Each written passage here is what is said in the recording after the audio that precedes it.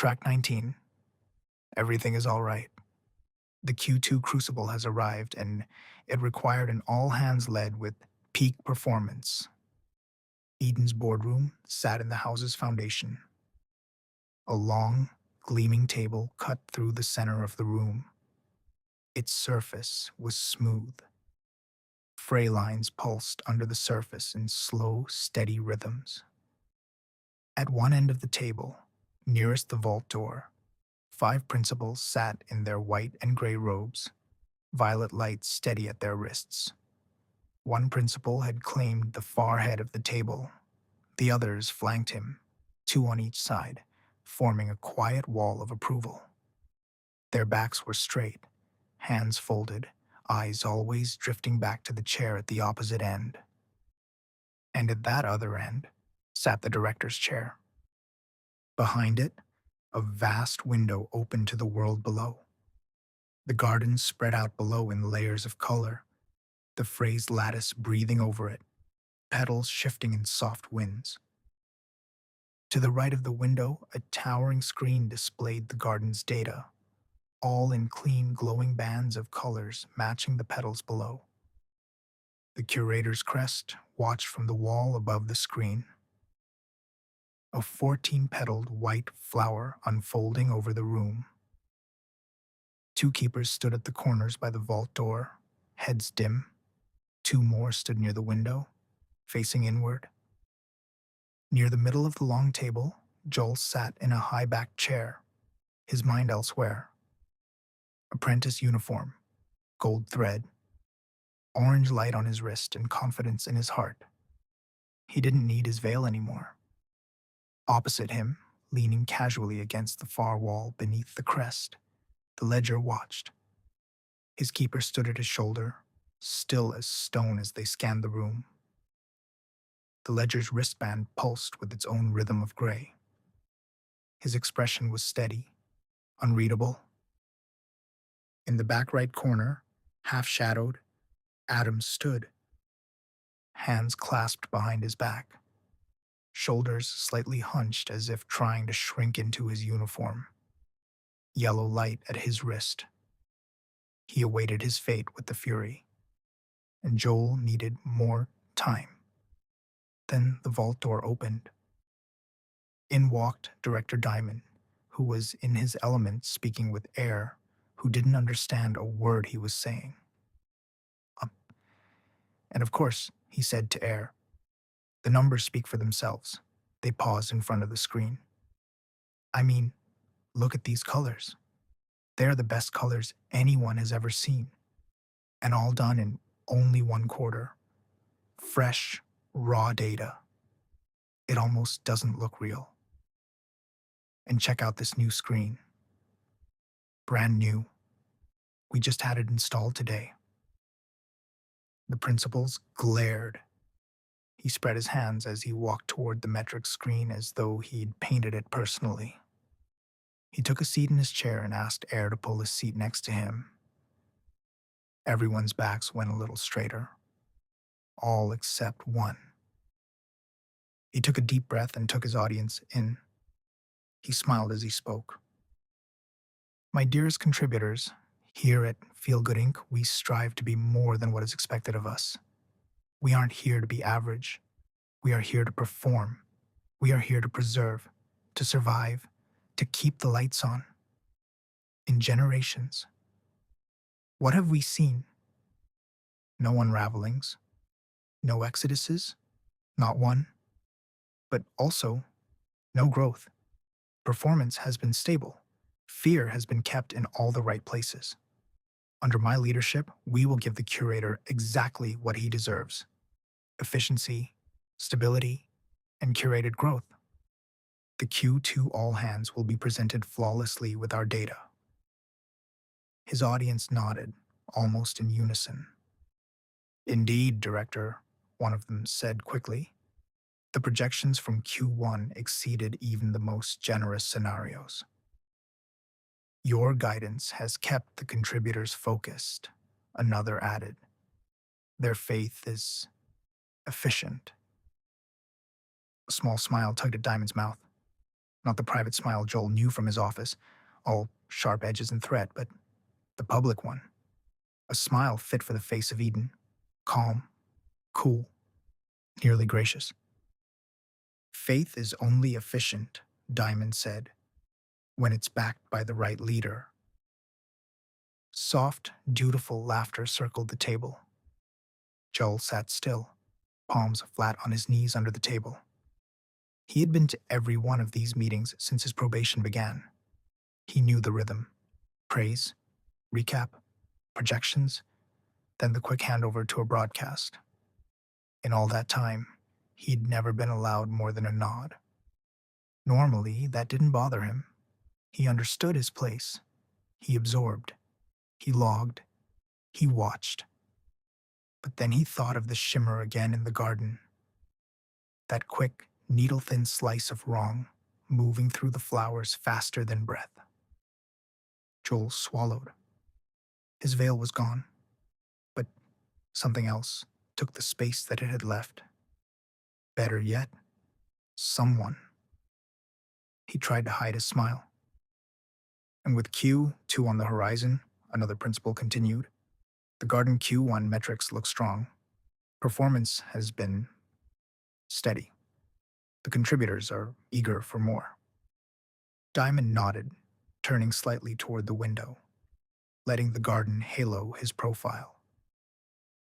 Of course they are, he said. We give them equilibrium. A flawless Q1. Clean runs, no casualties, no shadow even brushing the soil. Only a fool would interrupt that momentum. The principals murmured agreement. Joel's eyes flicked to the data screen. At first glance, it looked like the roadmap was on track. Streams of flowing color, rising and falling in familiar waves. But there was something near the lower quadrant, pulsing, almost too slow to see. A belief drift indicator coming to a point. A tiny, insistent anomaly that refused to flatten. How were they not seeing it, he thought. His stomach turned slightly. Diamond's eyes cut across the table. Something wrong, apprentice? He asked lightly. All heads turned toward Hole. He shook his head once. Sir, he said, confidently. Diamond smiled, easy and practiced. And what can we help you with? A few of the principals smiled, carefully. One avoided Joel's gaze entirely. Joel stared at the table's surface. He looked up. The garden metrics, Joel said, quietly. There's an anomaly. A small silence clicked into place. Diamond blinked once, slowly. I'm sorry, a what? An uptick, said Joel. An uptick? Asked Diamond. Joel wet his lips. The readings, the variance in belief drift. The rift index isn't completely flat, it's oscillating. It destabilized at some point during the contributors' gathering. He pointed to make his point. The screen itself revealed a possible uptick, a small flare that shouldn't have been there. The ledger's eyes shifted first. Diamond walked in front of the screen and waited for clarification. The principal at the head of the table cleared his throat, then looked over at the data screen in front of him. The TPS reports indicated only minor fluctuations, well within acceptable range. He waited for backup that never came. He then added quickly, We were told the variance was an artifact of some sort of underground movement, and records show we've had them before. He searched for the right words. Joel's eyes lifted. And when's the last time we've had something like this before? Joel asked, concerned. He looked through more reports. The room waited for his search to end. They swallowed. Redacted, he finally said. Diamond laughed softly, shaking his head as though amused. You see, I told you. Number 44 wasn't that great after all, Diamond said, self-assured. The room went silent. One principal forced a laugh.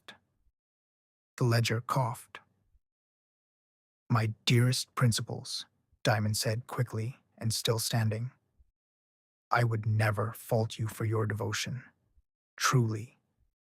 But we must not jump at shadows every time the numbers wiggle.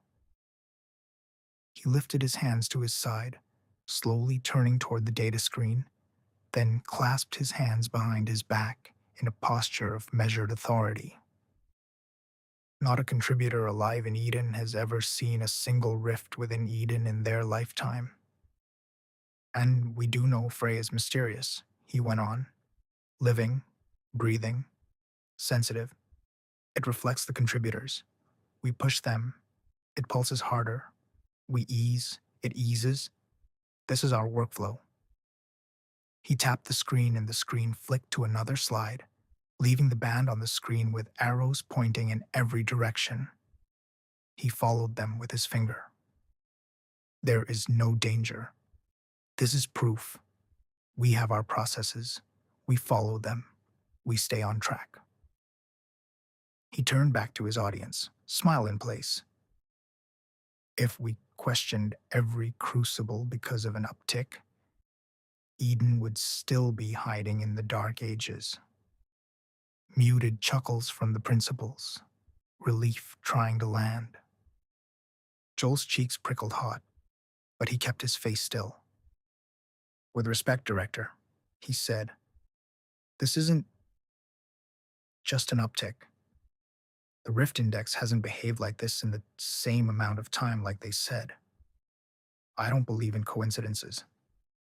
If rifts open during the Crucible, not just an uptick. It doesn't matter if it was a volcano exploding on that screen, Diamond echoed, cutting him off. What you're seeing, it's not really there. It's only there to you. Various eyebrows scrunched together. But it's there, Joel said. I just saw it right now. Diamond moved back to his seat at the head of the table, not sitting yet, just standing, hands on the chair back, looming behind it. Saw what? Diamond asked. The ledger shook his head. The uptick. It's right. My dearest principals, everyone's ears perked up. I brought up the value of initiative to our apprentice here. Diamond smirked and glanced towards the principals. They smirked back.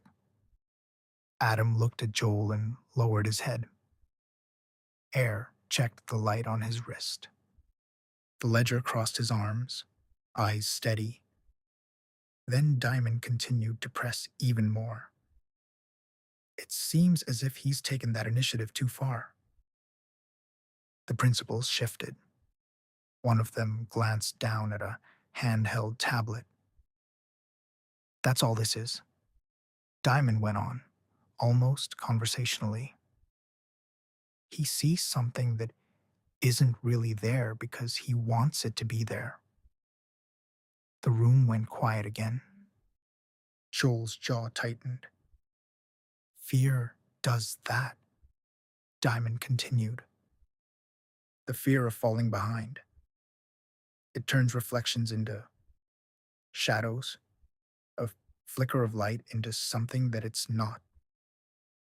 Behind him, the window showed the garden in its quiet beauty. No shadow, no rifts, just the phrase soft glow over an infinity of flowers. If there were truly a threat, he said, Frey would tell us. The petals would snap shut. The alarm would make you deaf. You think a little stomach ache and a few jittery lines on a screen mean more than the entire system screaming silence? The principals nodded, slowly at first, then with more conviction as they recognized the familiar tone of reassurance. He is right, one murmured. The metrics are within range, but the one in the middle added. Go on, Diamond encouraged slowly as he gazed at him. The one in the middle swallowed hard. Director, should we at least consider delaying Q2? A brief hold, a test of the systems, just to. Diamond turned on him with a smile so smooth it almost hid the flash in his eyes. Absolutely not, he said. You know what a delay would say to our contributors? The principal faltered. That we are concerned? That we are afraid of an uptick, the director corrected, when we have the shadow beneath our feet. He let that sink in. And besides, he added, gesturing toward the screen, these readings did not appear by themselves. Someone adjusted thresholds. Did they know? Someone changed how the line looks. Isn't that right? The principals tensed. You, Diamond pointed at the one that suggested a delay. You wanted to adjust things. And for what? Look where it's led us. I didn't. They began to defend themselves. You wanted more sensitivity, Diamond said, looking directly at him. More visibility into minor fluctuations. I recall the meeting. I recall your very words. We must not be caught unaware, Director. And now that your adjustments show the tiniest tremor, you cry crisis? Is this your faith? Is this your confidence in your own work? The principal's face strained. Director, I did not. Of course you didn't, Diamond said, voice soft. You're loyal. You serve. We all serve. He glanced around the table. But let us not blame ourselves for what our own appetite creates. The principal nodded rapidly, chastened. The others looked grateful not to be in his place. Joel's eyes barely started to water. So what? They're just your lab rats now, Joel said, voice low but muffled. Silence. Again. Even quieter this time. Joel let it sit there. Air shifted his weight near the director's right side. He stood with the easy balance of someone who had never lost a race that mattered, red and black uniform crisp, 6 silver laurels glinting at his collar. His white light caught the gold of the room and threw it back. His eyes, usually bright on screen, stayed guarded here. Director, Air said quietly, if there's even a small chance. Diamond held up a hand that said, you know where you belong. My boy, you worry yourself too much, he said, still smiling. I was chosen for this. I am the director now, and I will win my leg of the 5 families shadow circuit. We are spinning our wheels over nothing here. It's just a bit of nerves. I've felt it too. But I believe it's the work of the quiet, and we must endure. Together. It went quiet again. He turned back to Joel. You want to cancel the crucible? He asked. Call off an entire quarter because your insides hurt and you think you saw a shadow move in the flowers. Even delaying it is insanity. I am here for progress. We could be doing better here. Joel looked out the window. I just want to warn them, or even provide as many guards as we can. At least then. If something happens in the garden during a run and they find out we did nothing. And if nothing does happen? Diamond cut in, voice still velvet. What then? We've frightened them for no reason. We've taught them to doubt what provides them stability. We'd fracture fray with our own fear. It makes us look weak. It's not about weakness, Joel shot back. He stepped closer to Joel's chair. looking down at him. You know what? Let's test your conviction then, he said. The ledger straightened by a fraction, eyes sharpened towards Joel. You've reached the height you're at now because of it, Diamond went on. You're supposed to believe in numbers, not pain, not visions. He let the word linger. So, back it. Back what you believe. It'll make the fall hurt less. Just do it. The room's temperature seemed to flicker again. The space between Joel's ribs tightened. The ledger's eyebrows dropped. You backing it? He repeated. Diamond's smile widened. Back if anything will appear in the garden that shouldn't be there during the Q2 crucible, he said clearly. Every principal's head snapped toward him. Air's jaw clenched. Behind Diamond, Adam's shoulders jerked, just once. The ledger's wrist light brightened to a lighter shade of white. But when something does not appear, Diamond continued smoothly. Well, you should already know. He turned his head slightly, finally acknowledging the boy in the corner. Isn't that right, Adam? He asked. What you take from another, you take from Eden, Adam thought to himself. The integrity protocol. Adam's throat bobbed. He nodded once. Yes, sir. Joel stared at him. He looked back at the data. The uptick. His stomach twisted again. Not just pain this time. Something else. A cold, clear line cut through the fear, calculation. The same feeling he had when the odds clicked into place before. The coherence protocol echoed in Joel's mind. The still are forgotten. The faithful endure. Apprentice, one of the principals said quietly. The director is offering you mercy. Decline the back. Trust in Frey.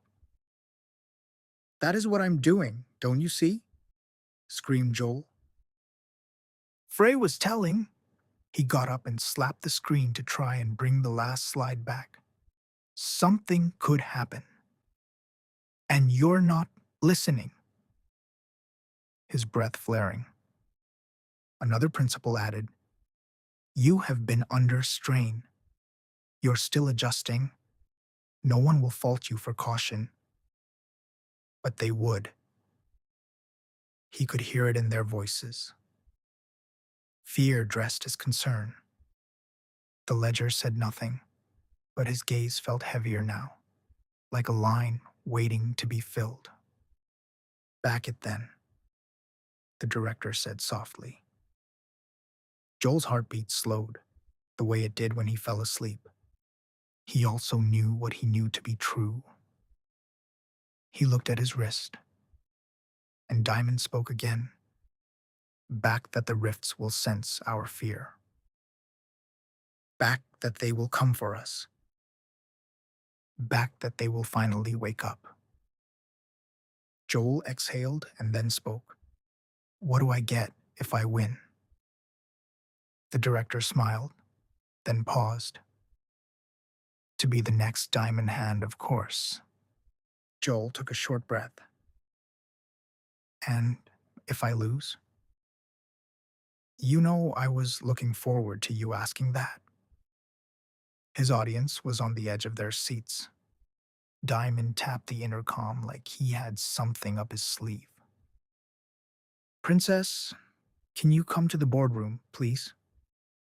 Joel's stomach dropped as his head twisted toward Diamond's.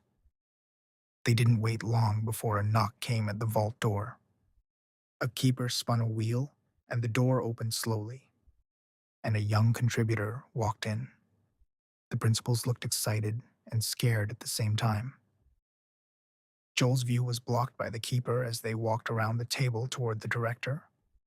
All he heard was a familiar voice. Hi, Daddy, a girl's voice said. She gave him a hug and a kiss on the cheek, then faced the room. The girl's face blushed as she shrunk slightly in front of everyone. Joel couldn't believe his eyes. Did she talk to him about the bareback book? He thought to himself. The principals grinned. The rest were still trying to catch up. He placed both hands on her shoulders, turning her gently toward the table like he was presenting a sculpture. Look at her, he said, not quietly. The principals were still smiling. Most of you know her, Diamond continued, pride bleeding into his voice. But I don't believe our apprentice does. His eyes flicked toward Joel.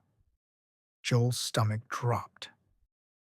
This, Diamond said, brushing a thumb along her shoulder seam, his still on Joel, is my daughter, Rihanna, number 45. And when you lose, I have contingencies in place. The next apprentice will be from my bloodline. The director's eyes flicked from air to one of the principals. The words landed heavy on Joel. Oh, Daddy, Rihanna's eyes flicked to Joel, but Joel's eyes were down now. Diamond's hand remained there as he cut her off. Isn't my Rai gorgeous?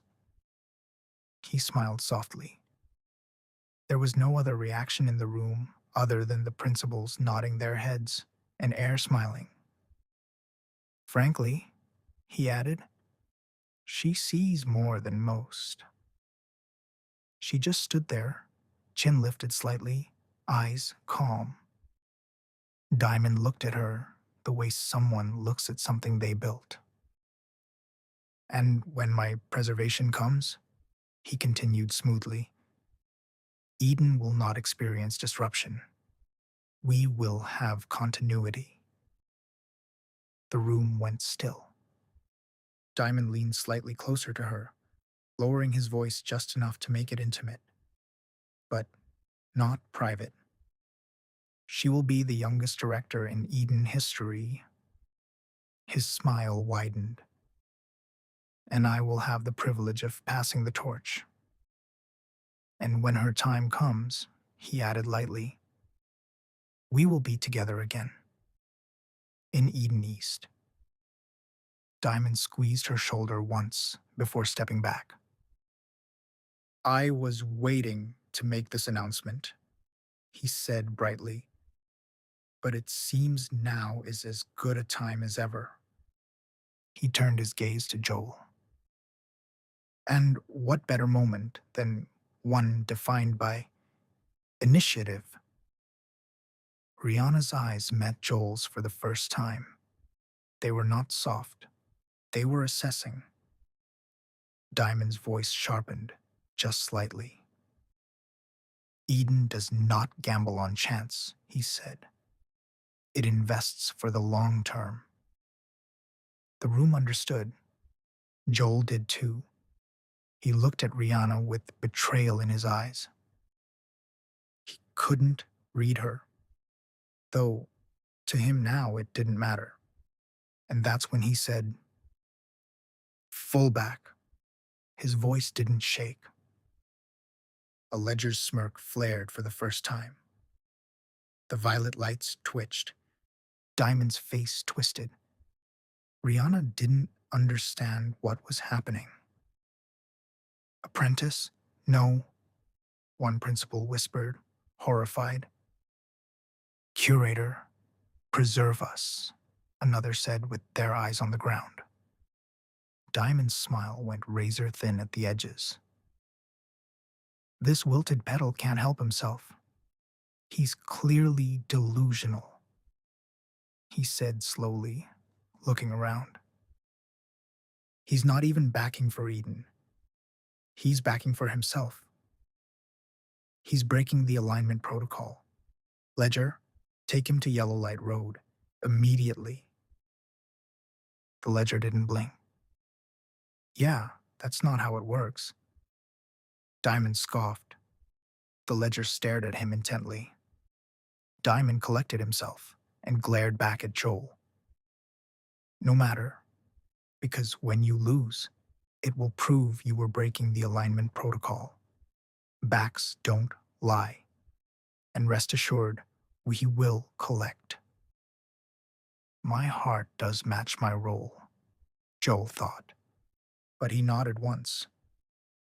Then I break the alignment protocol. He swallowed once, then continued. And it would have all be worth it.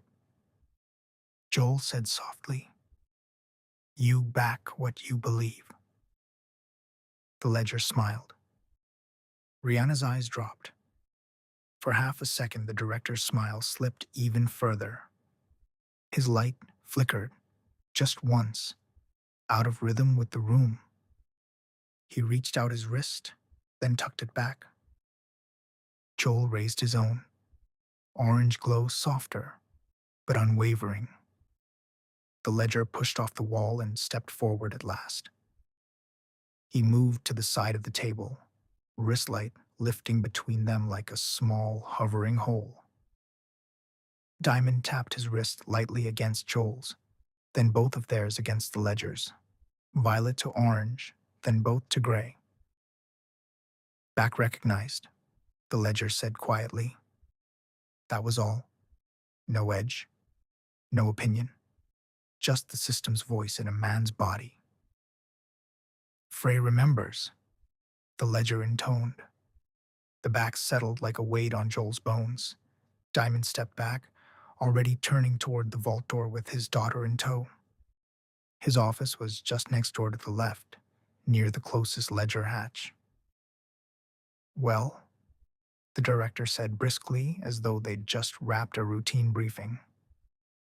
"If we're done indulging the apprentice's shadow, we have a crucible to see to."